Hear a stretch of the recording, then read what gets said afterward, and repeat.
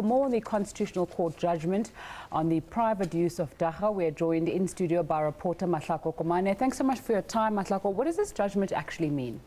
Well, it basically means now that nobody can knock in your house and come and arrest you because you're either growing the plant or you're using it or you're smoking it within your personal use. But obviously, certain things that one needs to take into consideration is the fact that you cannot smoke near a non-consenting adult, that's still illegal, or a child.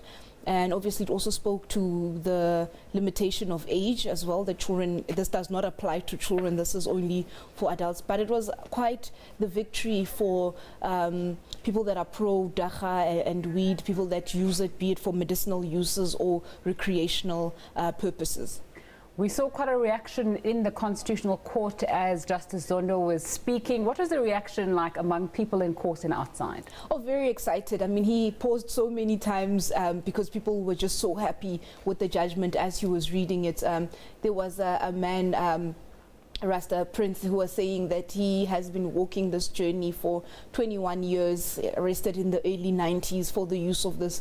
This was a right that he felt that he had as a Rastafari, but also he felt that what he does in his, his right to privacy was also needed to be entrenched by the Constitution, also feeling that they needed to be protected as a community. But we also had traditional healers that were also outside there saying that for years they had been scared to administer cannabis as for different various aspects that you find the uses in traditional medicine, traditional African healers, your sangomas and inyanga. They also were saying that this also is just not a victory for the Rastafari community, but for African societies, people that believe in the healing properties of the herb.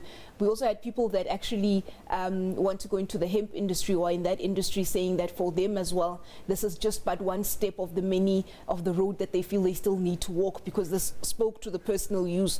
We need to also look at what happens with manufacturing large quantities, because the judge did say that Parliament would now have to go and determine how much you're allowed to have, as you would have with alcohol, that you're allowed to drink X amount. From then on, you are in violation of the law.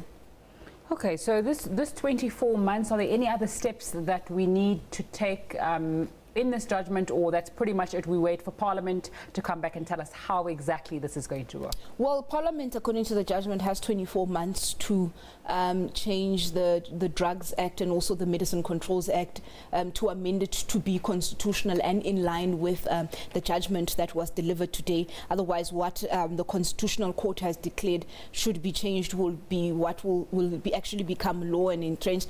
But obviously, Parliament will have to go and do its job.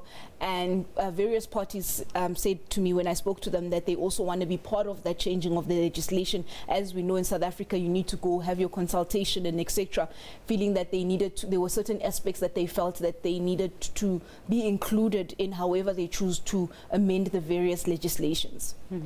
Mahlako Komane, thanks so much for your time joining us there. Our reporter telling us about that Constitutional Court ruling earlier on today. It's over to Nompumelelo now.